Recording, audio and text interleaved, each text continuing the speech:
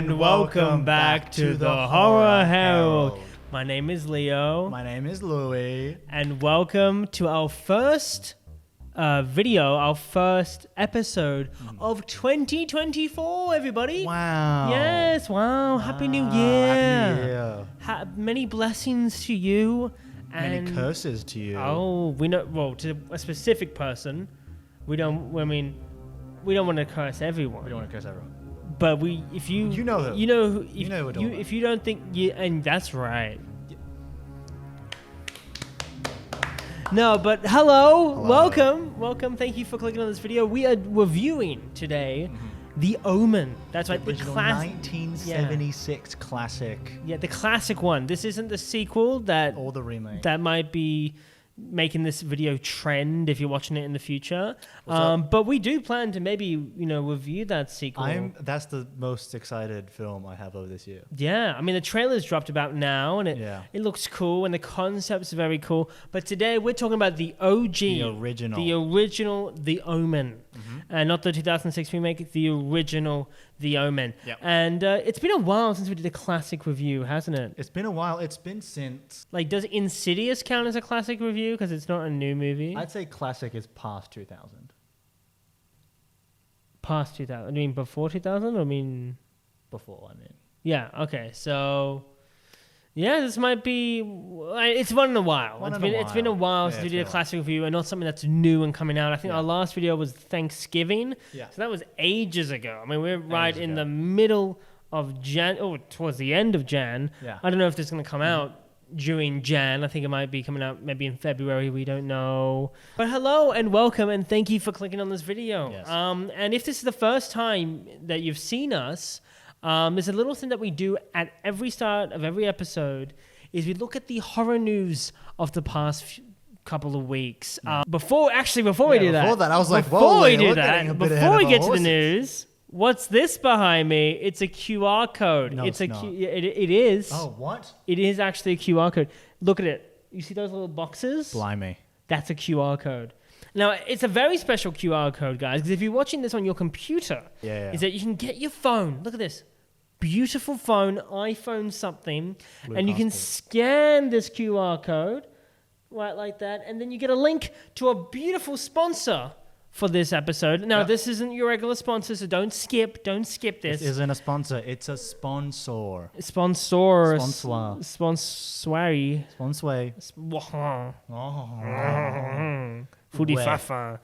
The sponsor for this episode is johnsjamjars.weebly.com. That's right, johnsjamjars.weebly.com. Triple J, not the music one. No, not the radio. But it's another Triple J, John's Jam Jars. Yeah. What's that about? I don't even know yet. But we're going to discover together as this releases. What is John's Jam Jars?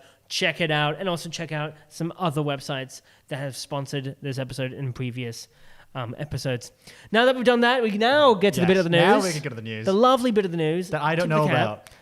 You don't know it. Very late news because I'm getting everything I talk about in the news segment is kind of taken from Bloody Disgusting. The stuff that and this article is about 6 days old, so this is probably old news. But the first thing, if I can just get up, I'm going to be completely just reading from the articles. David F. Sandberg is directing an adaptation of Until Dawn. That's right, Until Dawn, guys. Very popular horror video game from...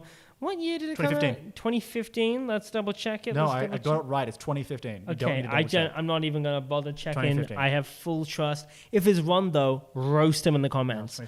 Put him on a fire. It's 2015. And just roast him. It's 2015. Roast him. It's 2015. Okay, 2015. Cool. So, basically, if you don't know who David F. Sandberg is, David F. Sandberg directed a movie called Lights Out and Annabelle Creation. I think that's the only Annabelle movie I've seen. It's the only good one. Was Annabelle Creation, and I barely saw it because we were at a party when we saw it. Yep. But basically, and he also helmed the 2 Shazam movies. One of them's good, one of them's okay. I've only seen the first one. That one's good. I'm guessing that's a good one. Yep. Yeah, but basically, he's going to be directing a movie adaptation, and it's special because it's Until Dawn's 10th anniversary next year. Yeah. So that's 2025, which means... I wonder if they're going to get the same cast.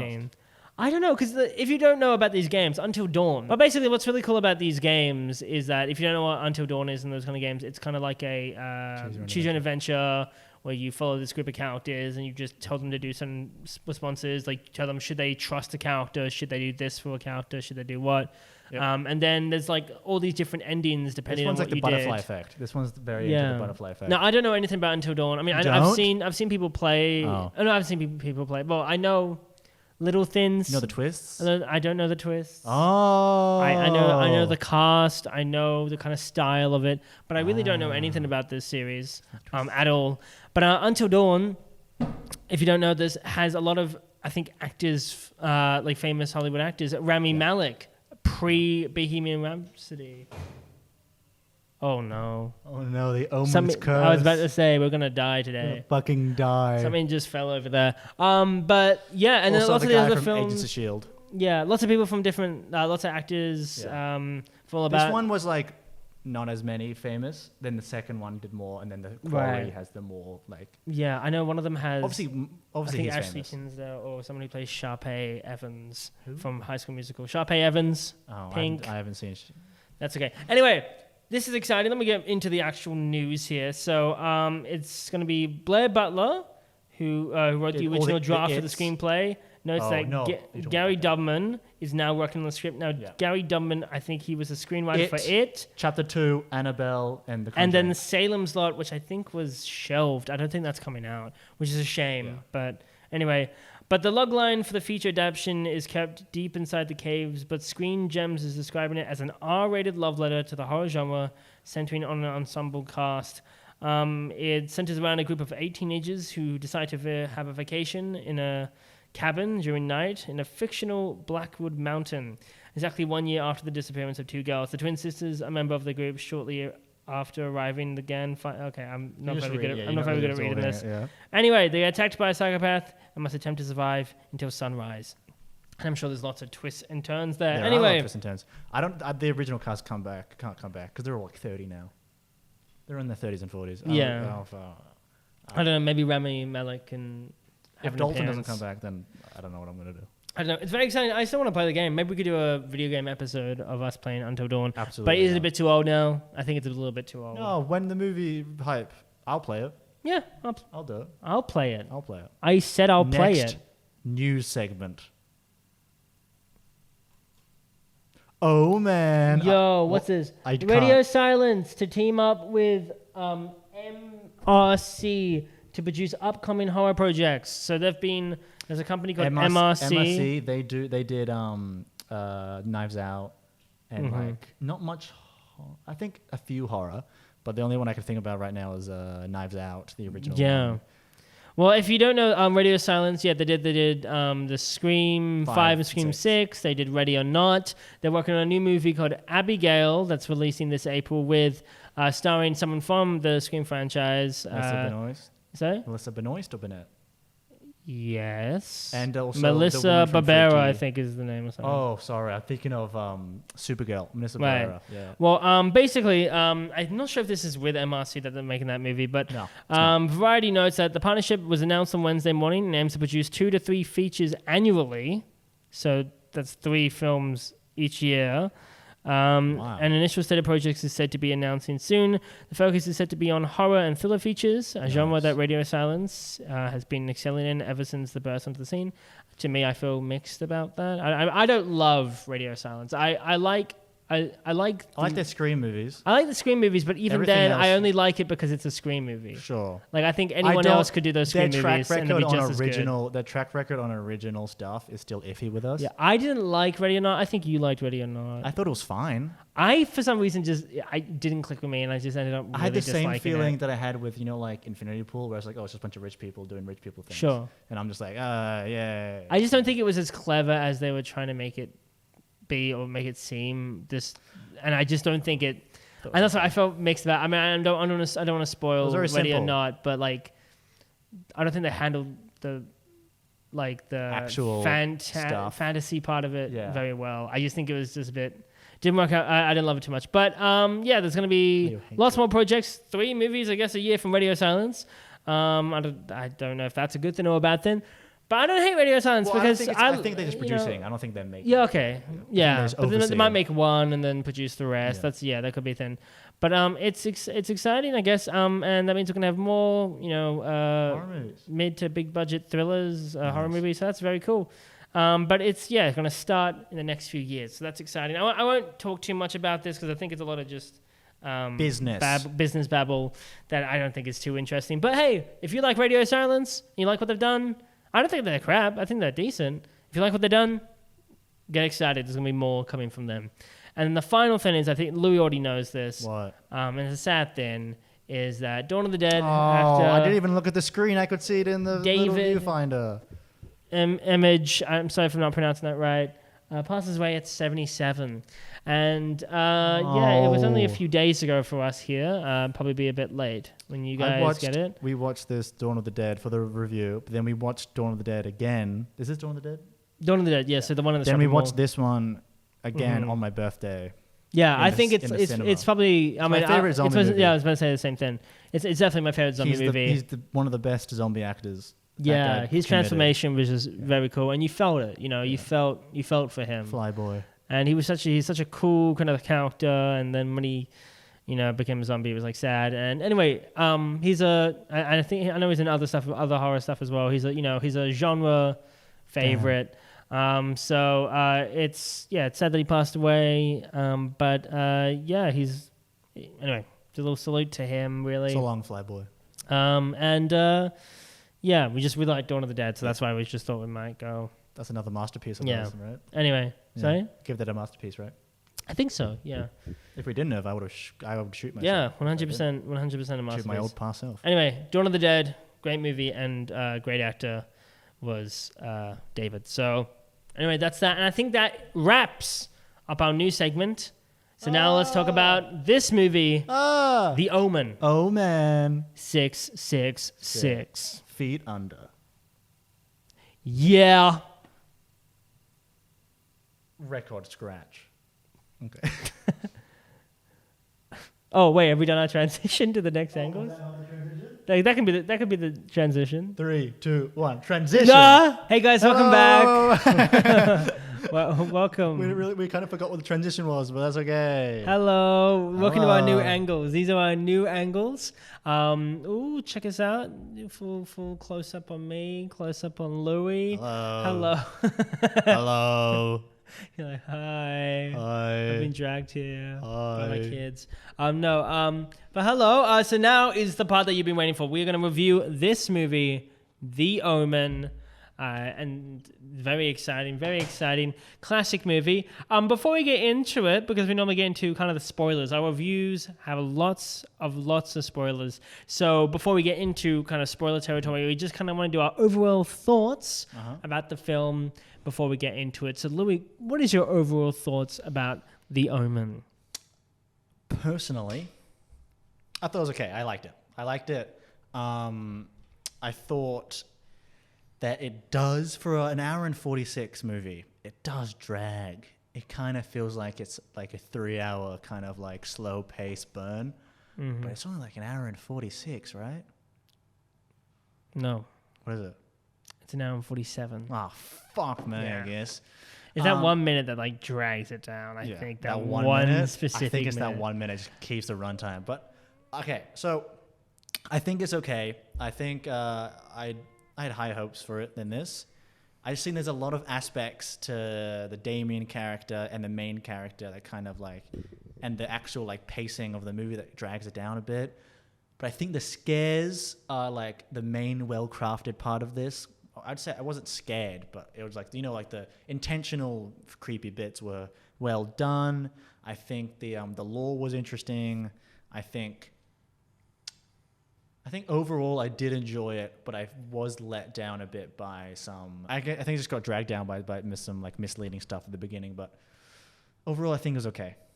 Yeah, I liked it. I liked it a lot. I respect it a lot. It's I think it's a well crafted movie.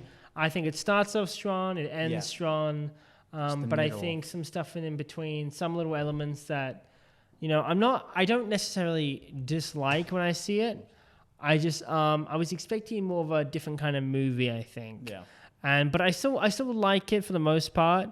But yeah, I feel like it's I like it. I like it. I think I wasn't blown away by it, but I wasn't disappointed by it. It's like, I don't know. It's hard to explain. I feel like I'll find how I feel about it while we talk about it. Because I don't fully know how I feel about it yet. Like, I like it, though. Like, I think I'm going to give a mostly positive review for this movie. Yeah. I don't think too many negatives that I have, really.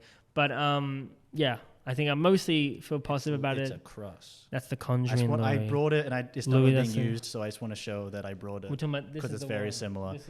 I know, but I brought the Conjuring because it's similar. Because it's the Conjuring. Yep. But yes. Anyway, now you have been warned. You have been forewarned.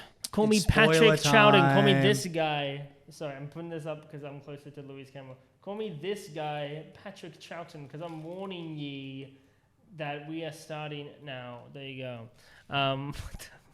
Patrick Troughton. He was the priest. This is to your camera. Why'd you ruin my camera for that? What? Why'd you do it to my camera? Because it's closer. You get more of a closer. I could have zoomed in. I'm expecting you to zoom into this. In post? In post. Just go. Add some scary sound effects to it. I'll add the dog. And like light, and then lightning, and then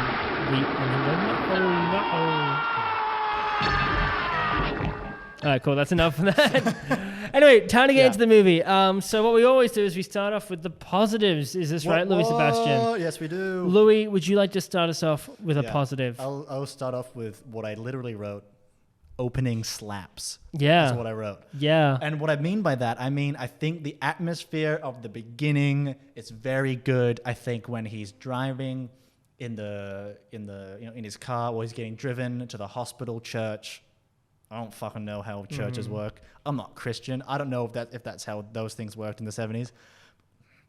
So I think it starts off really strong in its atmosphere and its dark tones and the cinematography, especially in some of the shots, were very nice.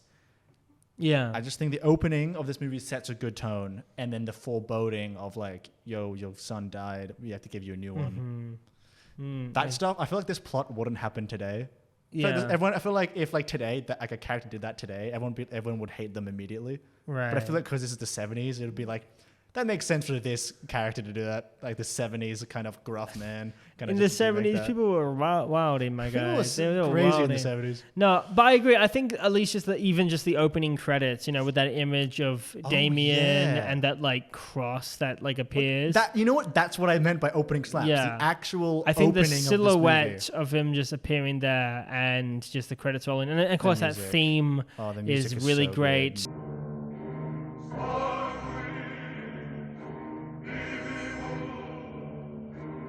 And I think because we might as well just say I think the music is great throughout this movie, so I won't get too more into that when it comes to the review. But yeah, I agree. I think that opening, at least just the opening credits, was really cool and effective in just already expressing to you what this movie is going to be about. Yeah. Like you kind of already know that. I mean, you would already know going in kind of what the main concept is, but seeing that like upside down cross with this kid. Right there, that symbolism, boom, you know what this movie's about. It's the Antichrist, the little shit. Little Nicky. Little piece of Louis. Little piece of shit. Little shit. Little shit boy. Anyway, but yeah, I agree with you. So a positive I'll go to is that I think, the first kill that we get, that Hanning kill, when the nanny is like, Damien, I'm doing this for you, This is for Peter. you. I love you, Damien. And then she jumps off and hands herself. That's like really effective because that's like oh my god. Like I think we already knew that kill going into the movie. I knew that kill. That was the only kill I knew in this movie. Yeah, I knew the Patrick Troughton kill. Right. Which is a shame. But I knew basically that was like the big kind of famous kill, and it still was effective no matter what, even though I knew what was going to happen. Just the kind of concept of, oh my gosh, this is in front of, all these children and all these families. Yeah. And she felt such joy doing it. It was just like, oh. I did a positive before this, but because we're going to this scene, I wrote how I like how this movie uses quiet very well. I think this movie, you know, has, you know, everyone's talking, like the party, you know, the kids are doing their Fortnite dances and all that stuff. And I really like how, you know, Orange Justice and all that shit. Yeah, in the gritty. In the gritty. But I really like how after she jumps, it goes silent. You really like how she jumps. It goes silent. Okay, yeah. And then like it happens every time. I'll talk about this in later scenes, but every time there's a kill or like there's like something dramatic happens, the music stops, everything stops. And you get drowned in the suspense of like, there's no like, and we cut away to like another scene so you can breathe. It's kind of like, we're still here. Yeah. We're good. Everyone's running away. Okay. Yeah. And then it's the next scene. It's kind of like, that's when I say this movie really does well in its scare scenes where I'm just like, wow. Okay. Cause like, you know, I'm writing a note and I look up and I don't look back to continue the note until after that scene. Then I'm like, wow. And I look and I go back down to writing the note, and I think it just makes it more real in that way. And it's not like a James Bond movie would be like, and then have like and then it'll be like all crazy, and then it'll just like cut to a different scene. But this movie, because I feel like because it treats the kill as not like, oh, it's just another body in like a slasher movie. It's like, oh, it's meant to be effective. It's meant to be a big part of the film, and especially because this was the first one. And I think while we're on the topic of kills, I think. Just so we just get it out of the way, I think this movie has really great inventive kills. I think as you were saying earlier, I think where the movie succeeds is that the kills are like really cool and kind of brutal and stuff like that. So like whether it be that one where, obviously where this guy Patrick Troughton, no, that's fine. I accept it. Where Patrick Troughton's character, priest guy, gets like in the script it says priest guy. It doesn't actually? No. Okay, well, gets like the spear like shot like that's really cool, and then you know when the other guy is like trying to the photographer dude, what was he trying to do? He's picking up the knives. He's picking up the knives, and then the car came in, and the glass just like cut his head off. And his head does like 20 flips. Yeah, it was fucking sick, man. It was fucking sick, man. Tony Hawk. You know, he's doing a grid. That's not what it's called. Grind. A grind. There we go. You're going a little grind on the. I could tell it was like a fake head, but even still, it was still effective. See, like I don't know if it's gonna be a real one or not, but like no, but like the face was like. I would hope that you could tell it's a fake head, no matter what. Yeah, but still, it's like, oh my god! Like I could, you know, the makeup and all that stuff, but I still really liked it. I thought it was. I mean, I thought those kills were cool, and then and after that, silent, and it was just like, and then we go to the next thing. Yeah. But back to the doctor, the priest. I think I wrote down the priest's death is very dramatic and grand until he gets hit by the beam, and then the effect looked awesome. You know, where it's falling, even though he could just move. He's doing the Austin Powers like no, just moved a bit to the left. Anyway, but then like that's really dramatic and really cool, and it looks awesome. And then he gets hit, and then he's just a scene, and it's just a shot of him just standing there, dead, silent. Like the movie knows how to play with like that volume. Yeah. And it's like another like 10 seconds of him just like, so like lightning, wind, and then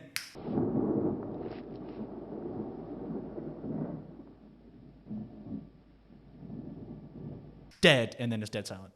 Yeah. And you kind of like, well, shit.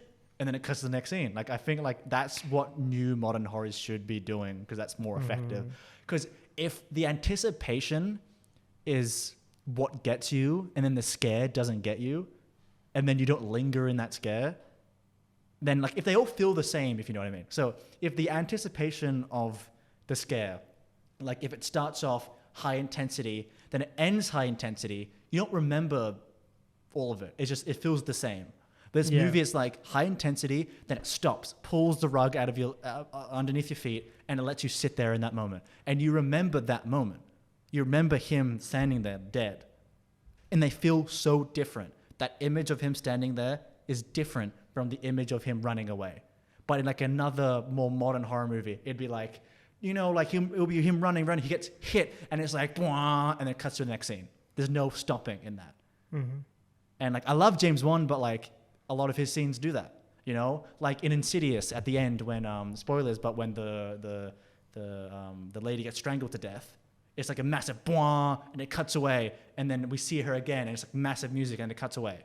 but I feel like it needs to stay in that moment, and I feel like it becomes 2 different scenes and not just one mediocre one. But I feel like this movie does that really well. Yeah. Yes. Yes. Yes. Yes. Should I go for another one, or do you want to go? I'll go back to, because we went past it, but I really like the false sense of security this movie has after the intense decision the father has to make. So like, but like when, you know, like the father, he's making a decision of like, should I adopt this kid? And it's like, oh shit. And like, he's adopting the kid. And then it kind of like, yo, this kid's sick, you know? Like I kind of was like, is this Damien? Is Damien going to show up later? It's kind of like, oh shit, Damien's kind of sick, dude. And then like, and then it kind of like a false sense of security. But then like, I kind of, the stuff that happens like with the dog, Damien not smiling when taking the photo, like the nanny's like, oh, why aren't you smiling? Come on, smile. And then there's the photo montage of them kind of like living life. And then in some of those photos, people just looking at them really weirdly. Like there's this one photo of them on a bus, or this is like them next to a bus. And this woman's just kind of looking at them like, kind of like, what the fuck? And then it's just done. So I kind of like how it's like, oh, it's so nice they're moving to America. It's so sweet. And it's like, what the fuck was that? And no, it's nothing. It's so good. Why isn't he smiling at the nanny? Oh, it's all good. Yada yada yada. And then then you get the nanny death. And then from then on, then we continue. But that was from before. Let's move on to you. Yeah. And while we're on that, kind of talking about photos, I really like the kind of added plot line of the photographer taking photos that's predicting the death of all these characters. I just think it's a cool little element, and when you look at it in like hindsight, when it's like showing all the images of like has a line behind the nanny's neck and it looks like a rope, that's kind of creepy, and then the line on the priest, and it adds stakes about like, because for him he had like a line through his throat.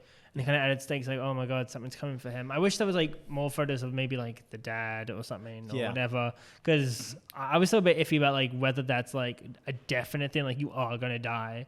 But I guess it is that way because we only saw those 3 photos. He took photos of the dad, and we didn't see anything of him. We didn't see like spoilers. He gets shot at the end. We didn't see like any kind of bullet or something moving towards him. So I guess. That's all right. But I just thought that was a cool kind of element. And it was a cool kind of way to add tension to the movie. So yeah. Wonderful. Do you want to go or should I? Do you have another one? Sure, I can go another one. Little tiny one. When you were talking about how like, oh cool, this kid is sick, there was a really epic scene where the dad is lifting up the kid and then he does like a flip. That shit was epic. That was awesome. That was really cool. The bit where he's like, come here, and he like does like a roll up in the air. Right. Yeah. That was like, that made me happy, and that made me really believe in like Damien. the meaning of life. Because that's such a cool little scene. Like, how could this kid be evil? Yeah, because he did that sick ass fucking flip. And I just feel like, you know what? Hell yeah. If he wants to be president and take over the world, more power to him. Let's go. But yeah, that was fucking sick. I'm not going to lie. Yeah, don't lie. You don't have to lie to me. Yeah, I agree. Want me to go? Sure. I mean, Can you find a segue between the flip and another point? Another sick character, Miss Baylock. Baylock. I fucking loved her opening scene, and her as a character in general, I really liked. She didn't get enough, in my opinion. She was kind of just like, oh, she's kind of weird. And then at the end, she gets that scene of the murder. But I don't know. I just really love her. Kind of like, I wrote down Mrs. Baylock rocks in her opening scene, creepy played innocent. Well, she's like, you know it's off, but she's playing it down so well. She's like, oh, how we call the agency? Here are my references. Like, oh, what about this? And she's like, what are you talking about? We're all chill here. And it's kind of like, I kind of like that character of creepy, but she's not doing anything creepy, if you know what I mean. Sure, we know it's creepy. Like, we know it's creepy, and we can see it through creepy. But I bet like if like the dad's story will be like, yeah, she's just being kind of weird, and like she's kind of like, okay, but I kind of like, we know more than the dad, and I just liked her as a character. I wish they did more with her. And before we move on, the soundtrack, the score, there was some scenes where the score, like especially the chorus singing, that's my shit. That's scary horror stuff that I love. That's the stuff that I really love, especially at the end where like he's stealthing away from the dog, and then like the music is like whispers, and it's like and then he hides, and then the music stops, and the dog does a turn,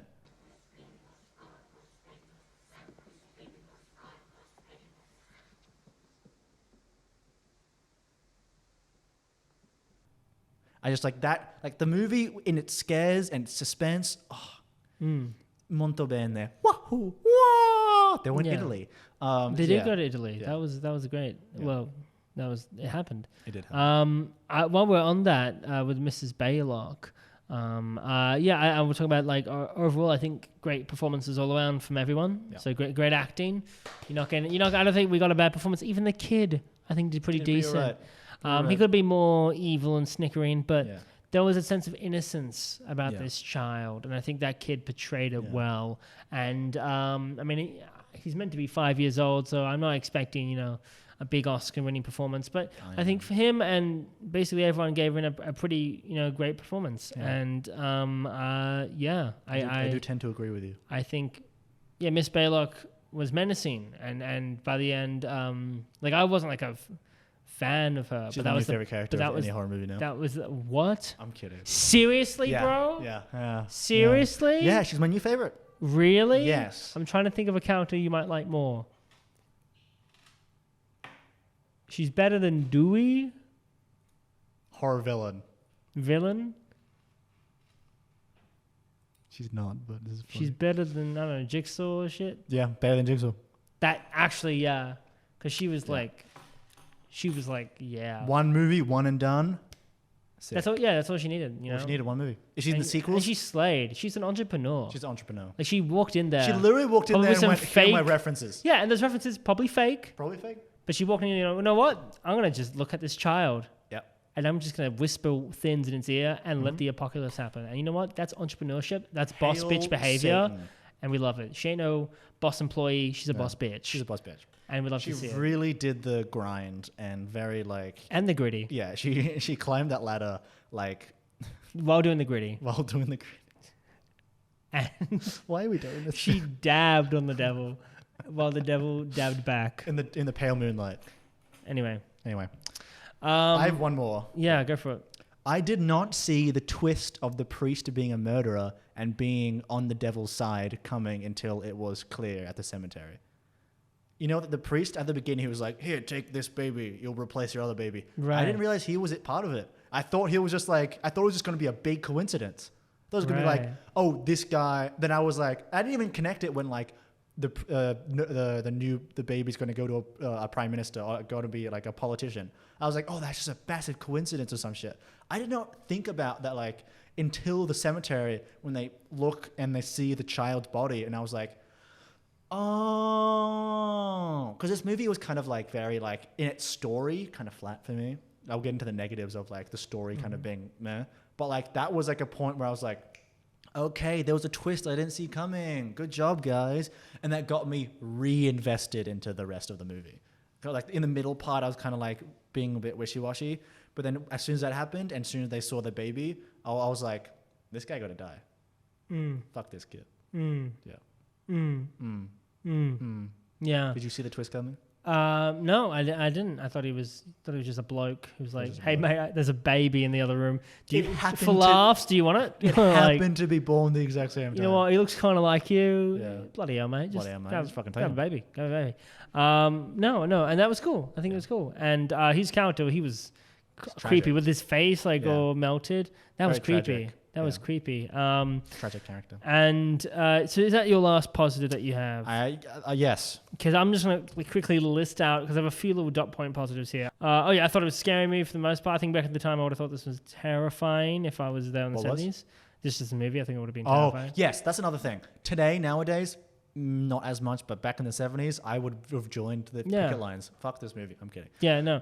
But let's just see. I'll just quickly list out some stuff. I like the integration of biblical mythology, but I guess that's just how it is with the Omen. 66, kind of cool. Not cool. I mean, I'm not supporting the devil or anything, just so you know.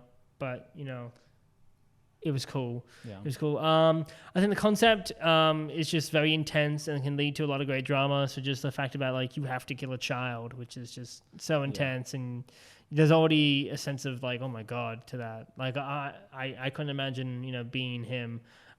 So when the dad finally goes like, yeah, I'm gonna fucking kill the kid, you can like feel how much he's lost and feel everything. He still even has to double check though. He's just like, no, I'll get until later. Yeah, I mean, he's not going to right away, I guess, he still has to check kill the kid, but yeah. It just felt like a very intense situation, which is cool. And I liked the final twist. I liked how, I knew that he would be back because there's sequels, but I liked the idea about how being adopted by the president. Sure. I just like how, you would assume right away that there's two like caskets. Yeah. That means it must be the dad and Damien in there. But no, it's actually just the dad, and it's all confirmed. I don't think it's confirmed to be his wife, but I think it's his wife. And I just think that was a cool kind of twist that, no, he didn't die, and he looked to the camera, and that was cool. But that's kind of my last positives before we get onto the negatives. And yeah. Negatives, baby. I'll go for a small one first. Go for it. I was not a big fan of every time it went to the dogs and went, I don't know what the sound effect was. Do you know when it went to the dog and then the girl was looking at the dog and it played a kind of. I wasn't a fan of that sound effect. I just wrote down, I was not a big fan of that dog sound effect. Yeah. It was kind of they did it they played it in the trailer as well. And I was just I don't like it. I was like, maybe it's going to grow on me. It's a telepathic noise. I don't like it.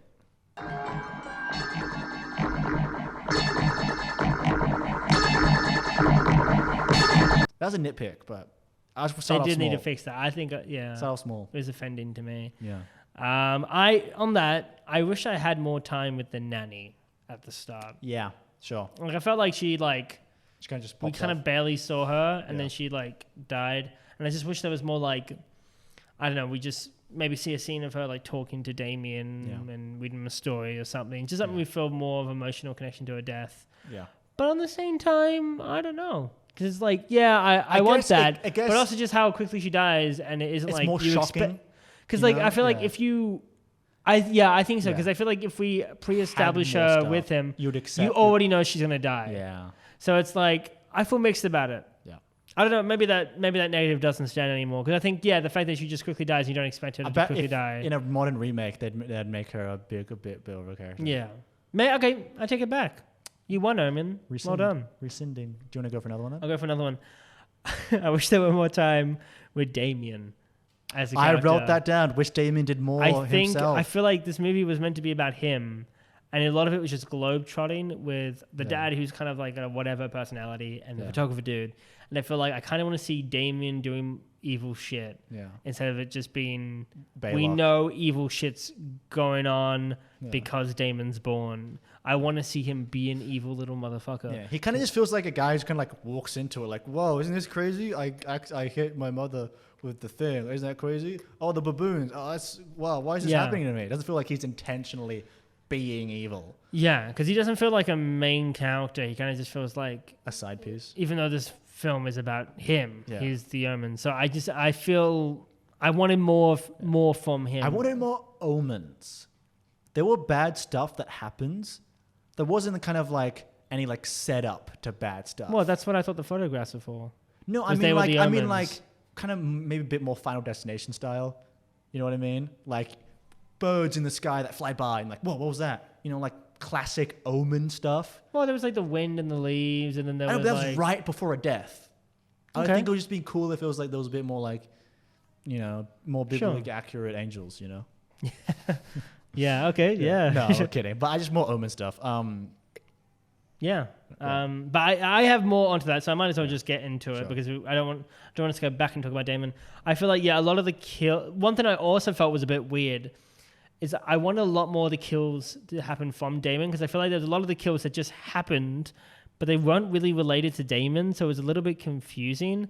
The bit where the photographer's head gets chopped off, or the bit with the fucking spear that goes through the priest. It's Damon didn't cause that. Yeah. He's just alive, but that shit just happens. Yeah. And I think it would have been way more effective if he somewhat causes that, whether it be telepathy or whether it be something. Or even maybe he's playing with toys and maybe he drops something on a figure and that's how he dies. Because the most evil thing he fucking does is attack his mom twice. And hit her once with with the bike. But I don't feel like he is menacing. I feel like there's other supernatural stuff that's going on. I did not feel any sense of dread when that guy was on screen. Damon didn't seem like a threat, even though I think he's kind of meant to be. He's just kind of just like T-posing in the background, like, "Hey guys, I'm here." Well, yeah, because like other creepy shit happened, and it's like it didn't relate to Damien. Like, how is that? Which, like, I guess it's kind of like he's like the people around him are doing the evil stuff for him, and it's like, I'm doing this for you, Damien. With I know, but like when the boys are out in Italy,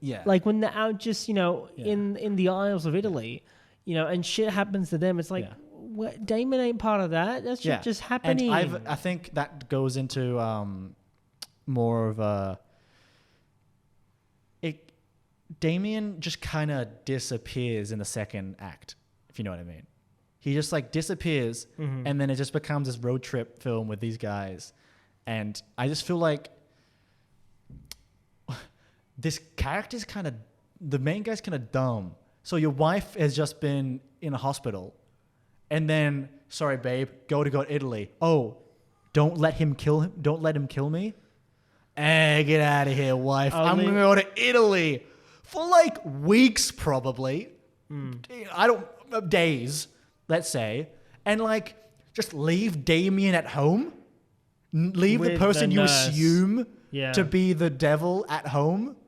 I know they're with the nanny, but like... You assume this, like, with alone? Like, this, what are you doing? I don't know. Stupid baby. But I feel that's kind of just like a plot hole that they weren't even thinking about. Because, like, it kind of dragged down the film. It was kind of like, what is Damien doing now? And, but I don't know. I just feel like, I do agree how the deaths in this movie kind of feel very disconnected of, like, why doesn't he just kill them before? Like, why do the deaths happen now? Like, every death happens after knowledge has been bestowed to our main character. The priest, hey, go to this place, go to this place, go to this place. I'm dead. The photographer, go to this place, go to this place, go to this place. Here are the knives. I'm dead. The wife just dies without him there. Kind of feels like the deaths don't really matter except for the nanny death. Kind of just feels like Satan is killing them because they're part of this. They want to stop Damien from coming back. But the priest was just going to like die of cancer and kind of just walk off. He said he was like, this is the last time you're going to see me. He wasn't going to do anything. Was his presence bad? Just kill him later. Like, why? Or just kill him beforehand. Like, it kind of feels like a lot of the setup and deaths were kind of like inconsequential to the actual plot of the movie. And that goes into another negative, but if you want to go for another, no, you can go because I just. I wrote down, don't love how a lot of the investigating is done by other people. Makes the main character feel like he's fumbling into answers and not in a fun way. If he was more involved, that would be more fun. Like the photographer, like I like the photographer, but I wish it makes the main guy feel useless until the midpoint. So all this investigating is done by the photographer. Everything like knowledge based is done by the photographer, led by the photographer. It feels like this guy's kind of just like coming along on the road trip, and but the photographer is a cool character in the beginning and mysterious on why he's like taking photos and like we're like, oh, what is he doing? What's investigating is he doing? And he starts becoming more involved and but it kind of takes the urgency away from my main character in a small way, where it's like, oh, this other character is kind of pulling all of the weight. Except for like the midpoint where the main character starts actually going like, no, this is my business. I need to do this as well. And the photographer's like, I'm coming too. Okay. But it kind of feels like the main character kind of just fumbles into answers where he's just like, if it wasn't for any of these other characters, he would have no motivation to do anything. He'd just be kind of like, oh, my wife is a bit crazy. Oh, this priest is coming to tell me weird stuff. I don't believe it. Like it takes him until the very, very, very end for him to finally decide to take action. And I know in real life, I'd be sus because I'm not in a movie. I'm not in a movie. So I know that this might be all by just a coincidence. But because we're watching a movie, I don't want to have to wait till the last 10 minutes for my main character after seeing his dead baby, his dead dog, his wife dying, the priest writing stuff on the floor, it all burning down for him to go like, you know what? Maybe Damien's a bad guy. Like, I know he knew it beforehand, but it kind of feels like, no, I'm not going to kill this child. Sure, that would suck.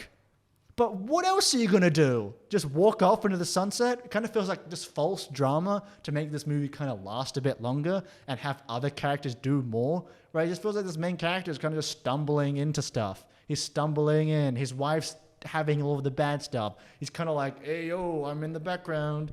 Until the midpoint where he starts doing stuff and then all this information gets fed to him and he's like, nah, I don't believe it. I don't believe it. Nah, man, I don't believe it. And I'm being kind of facetious here. I'm kind of being a dick, but like, my point still stands in the grand sense that it kind of takes urgency away from the main character when the side characters are doing all the work. You know, the photographer doesn't become important until much later. Mic drop. And then also it becoming a reading papers and hunting papers movie isn't the most exciting thing, but kind of slows down here when you'd think it would pick up. Maybe have more scenes earlier in the movie. Now, this is more poignant to what I'm saying. This movie in the middle just becomes like, yeah, did you know that in the book where it says like Damien will be this and be a devil and be a bad boy? Hey, did you know in this part will be hey, did you know in this part where this, and it kind of like, okay, yeah, we all know Christian law. I know maybe in the 70s we didn't, but like, okay, we have to fill in these characters with all this law, and we have to go to Italy, go to this other place. I'm kind of like, wouldn't this be better if we had this like earlier on in the movie and not in the middle where it slows everything down? You know, the wife just had her traumatic event. The priest just died. And now we're going on a little clue hunt. You know, like The Ring does it, but that's more exciting. This movie's kind of like, yeah, did you know this happened? Isn't that kind of crazy? I don't know, it kind of slows it down a bit in a not like a fun way. It isn't like I feel like, let's investigate, let's go here. Oh my God, this is crazy. It's kind of like them sitting down at a cafe like, so there's a comet every 6 years. Isn't that kind of crazy? I don't know. It just kind of takes away the tension a bit and it kind of slows down the pace. And I wish it happened earlier on in the movie so the photographer feels a bit more like a main character. I'm done. Yeah, so I think it's a great movie. No. Oh yeah, okay, yeah. I mean, I get you. I don't think about me that badly, but I do get you. I do get what you say. I do get what you're saying. I don't think I have too many other negatives actually, because I feel like what you said is pretty poignant and kind of on the point. I think the only other negative I have, and it's a major nitpick, it's not really that much of a negative, was I felt like the ending and the beginning. I felt like the opening credits moved pretty fast, and the end credits moved pretty fast. What are you talking about? It's just there's a tiny nitpick. So hard to read? No, it's just like I felt like. I don't know. I feel like the ending. So the ending, could have been slower. I think. I feel like, because I think this wasn't like, this is a nitpick. Keep in mind, this is a nitpick, not really a negative. So when it like revealed Damien, I feel like he just looked over and then he quickly cut to like the card. Yeah. Sure. I feel like he could have had like more of like a make it more dramatic. Like, oh my God, Damien's still alive. The world could possibly end. Yeah. I just feel like it's him just turning around and then quickly cuts to the credits. I just thought, just hold on it for a little bit. It's a nitpick. It's not really, a major negative. It's just hold on it. I would direct it differently. Preach. But no, I liked it. I don't really have any more negatives really, because I didn't write that much down, to be honest. I kind of watched it and put my main points down. So do you want to just lead the way for negatives, and I will talk with you about them? It feels like there's a guy suspecting his son is the son of the devil, just leaves his child alone at home with a sus nanny and his wife who was in the hospital. Kind of weird. I think another nitpick. Yo, Doctor Who, whatever your name is, Patrick Troughton. Be more specific. You kind of just like walk into his office and you're like, drink blood. And you're like, whoa, what? Eat flesh. And you're like, okay. Be more specific. For your sins. Yeah, kind of like okay. Lead with the information. To just do my regular church shit, I guess. Read with your information and then do that stuff. That's an epic. Drink the blood of Christ and eat his flesh. So like, I do like how he's kind of stubborn, doesn't take the decision, and he's like, let's hold off for a sec. But then it just kind of lasts a bit too long. But you can tell he cares. But also your wife isn't doing well, so listen to her. Like, listen to your wife. Yeah. And then I was like, then this is the note I find very funny. Okay, well, he's such he has seen so much more proof, and now he's still stubborn. He's still stubborn. He's still stubborn. He's still stubborn. No, he's still stubborn. Like, I'd do the same, but this movie, it feels like a bit late for a cutoff. Oh shit, The guy's head got cut off. I think he understands now. Like, I was writing this nitpick in the middle. The guy gets head chopped off, and then he's in the plane. I'm like, you know what? This doesn't... Okay, I'll stop. Because, like, now, finally, he's like, you know what? Let's kill this kid. Yeah. But no, let's cut off his hair off, and then let's kill the kid. Mm-hmm. Okay, shall we do... Are you done? Are you with the negatives and stuff? I wrote at the very end. Officer at the end about to shoot the guy. Me. Let him cook. Wait, let him cook. Let him cook. Let him cook. Also, the slow motion shot of the gun firing was probably very expensive and very hard to do in the 70s, so I respect it. Yeah. Yeah. I respect it. Yeah. I'm done.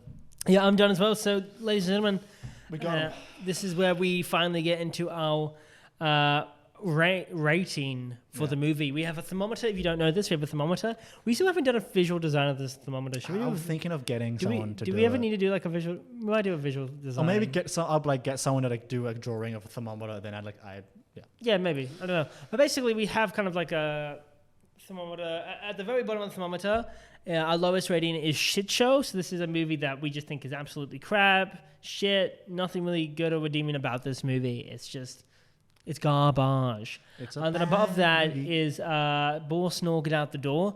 It's a movie that's just really fucking boring. Not boring, but just like it doesn't do anything interesting. It's lacking taste or creativity. There might be like one or two good elements, but the majority of it is just bad. It's just not a good movie. And above that is Book Appointment for Disappointment. This is a movie that we feel is, quite frankly, could have some good elements to it, but overall it's just not what we wanted, not what we expected. Just a real kind of maybe waste of time. I mean, this one's a very flexible one because we always had different meanings of what Book Appointment for Disappointment can mean. It's either like either like a bad movie or a movie that we had more expectations. It's like, yeah, maybe it was a movie that had so much potential, but it just did not meet it at all, even though it was like a decent effort. And then above Book Appointment for Disappointment is Hey, It's Fun. So Hey, It's Fun is it's a good, fun movie. It's maybe not having a lot of substance, but it's enjoyable and it's just a fun time. It may have lots of flaws, but we enjoy it for the most part. And it's just it's a decent movie. It's a decent time. And then above that is Fantastically Splendid. This is a great movie. It's well worth your time. You should definitely go and watch it. It's not perfect. It does have its mistakes, have its issues, but overall, it's a good film. It's well worth the watch. Go and see it when you can. And then above that is Masterpiece / Classic. So this is a movie that maybe has stood the test of time, or a movie that we truly believe is almost completely flawless. A movie that we think is just so fantastic and is in its name a horror classic, a horror. Good, it's a good movie. It's a great movie. So have you thought about what you're gonna give it? Yeah, I think so. I think I know what I'm gonna give it. I was originally gonna give it Book Appointment for Disappointment, but I was like, you know what? Really, Book Appointment for Disappointment? Well, that was like immediately after I watched it. I was like, okay. But then after we talked about it, and I just going like, you know what? It's Hey, It's Fun. It was a fun movie. Okay. Hey, It's Fun. Sure. Hey, It's Fun. I would say I had definitely fun with it and I was invested into it. But in the movies we've previously given Fantastically Splendid, I don't know, maybe it's just aging with time because it was the 70s and didn't hit me as hard. Maybe if I watch it again, I'd give it a high rating. But right now, in this moment in 2024, January or something, I give it Hey, It's Fun. I'll say Hey, It's Fun. Maybe Fantastic. No. I feel like I need to be passionate about it. I mean, this film, I think I'm giving it a Fantastically Splendid, but maybe like a low one or whatever.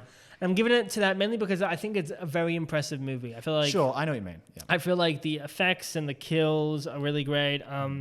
The story and kind of like concept of it is very unique, and I don't think it was done before then. Maybe Rosemary's Baby probably Rosemary's Baby was in the 60s, did that, so maybe. But like, I feel like it was a really great concept, and I didn't find as many flaws. Like I did, but like I respected it a lot for what it was, and I think maybe Fantastically Splendid is maybe a bit too high when I think about it, because it didn't.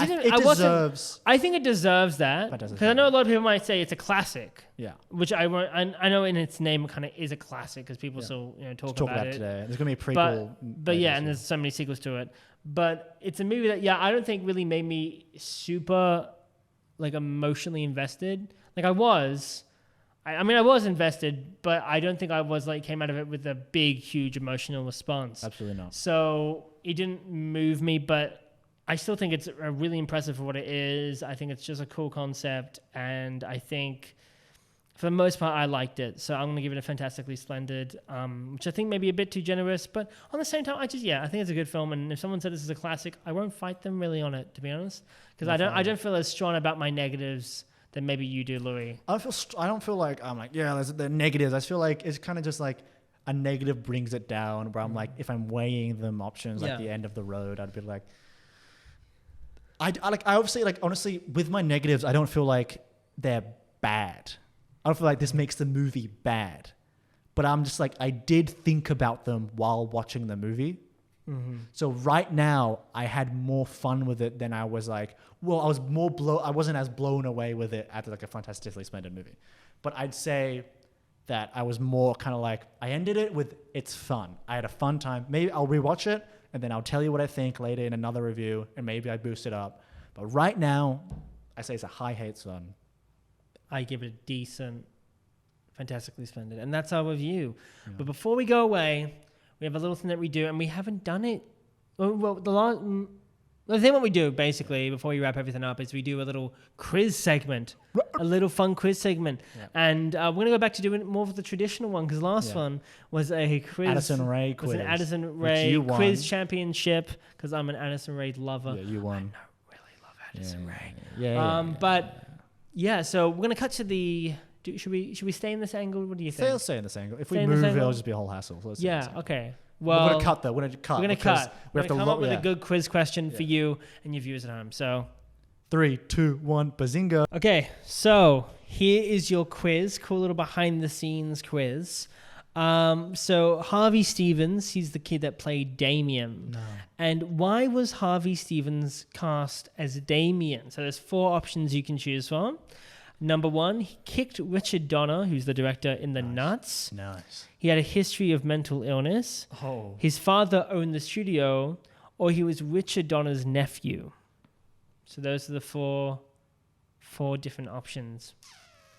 Louis, do you want to make a guess? Nuts. You think you got kicked in the nuts? Yeah. Alrighty. That is Louis' guess. Lock in your guess, guys, in the comments. Put it in. Your guess, guys. Locked in your guess, guys. Guys, in order to lock in your guess, you've got to like, subscribe, and share. Oh, I feel it. To help us lock in Number the guess. of the day. Hey, guys. You got to lock in. The only way that his guess can be locked in is if you like, share and subscribe. It's the only way to get locked in. Guys, did you do it? Did you do it? Also, we're a podcast, so go on Spotify, Apple, and Amazon, and Spotify, and all that stuff. Rate and review. If you want. This is a podcast. All right, but keep it... Okay, get yours in. Yeah. Type it in the comments. And if you type it into your comments, it's a guarantee that I personally will like your comment. That's right. Leo is going to like your comment, and I'll subscribe to you. That's right. I'll subscribe to your YouTube channel if you subscribe in the next 10 hours of watching this video. If you don't do it, it's not going to happen. You're fucked. Anyway, guys, that is probably us. So keep that locked in. Keep it real. And I hope you enjoyed the episode. Yes. The Omen. Good movie. I picked this one, I think. So how about you pick next time? Okay, yeah. I'll keep in mind. I don't know what we'll do. There's lots of different options. I don't know if we're going to do a new movie. I don't know what the next new movie is going to be. I don't care. So this year for horror seems pretty... Yeah. Hey. Just saying. I'm not as excited this year. I'm excited for this one. But as the Horror Herald, we're always excited for horror. No, sorry, I didn't want to sound rude. No, we're getting more I think classics. Last year and the year before were banger 2022, years. 2023 were awesome. Were banger years, and I want to see what this year has to offer. Maybe some surprises. Yeah. Because we don't have the big, franchises this year. We have Quiet like Saw. Quiet Place. Quiet Place. I still haven't seen the other ones. Because you're fucked. It's a prequel, so maybe you don't have to see them. And also the new Omen prequel. There you go. I've not even watched the full trailer. Just the concept alone and the director who's doing it. I don't know much of their stuff. I don't know. It just looks very cool. Also, the Speak No Evil remake, which is going to suck, but we're going to watch it anyway. Anyway, that's it from us, I think. So have a good day. Have a blessed morning. I don't know how I look in this. And, if a child be evil, you have the right to stab it. I'm just saying. You have a right. Oh, don't stab a child. Don't do it. Don't It's do a joke. that. This is a joke. It's a joke. Seriously. It's a joke. Also, don't hate anything. Any time we make a joke to hate things, don't do it. Hmm? Like Scott Teams. Don't hate Scott No, Teams. fuck that guy. Yeah, fuck that guy. No, but don't fuck that But guy. don't fuck that guy. Don't let him have that. Don't let him. So no. But no. He's all right. Anyway. Anyway, we're still going to see Exorcist Believer. If you want us to sit through Exorcist Believer, We'll do comment, a reaction. Like, We'll do a reaction A live video. reaction on, A live on reaction YouTube video. Live. Anyway, YouTube that's Live. it from us. We've overstayed our welcome. Thank Yeah. you so much for watching. Wish you a great one in the future. And you know what they say? He didn't do it. He didn't do. What the fuck, Leo? You did do it. That was what I was talking about. You did it. There was no escape from the Leo. There's There's no escape. No, fuck. From the Leo. There's no escape from the Louis. There's no escape from the Louis. There's no escape from the fuck. There's no escape from the Louis. There's no escape. There's no escape. Alright. Alright. Anyway, see you guys. Gang. Hey Batman. Hey Batman. It's me, the Riddler. I'm gonna kill you. Oh hush. Oh, I'm the Riddler. I'm the Riddler. Can't zoom into you. What the fuck? I'm the Riddler. Oh, I'm the Riddler. Oh, what does he say? Oh, Batman, you did it with me. Goodbye.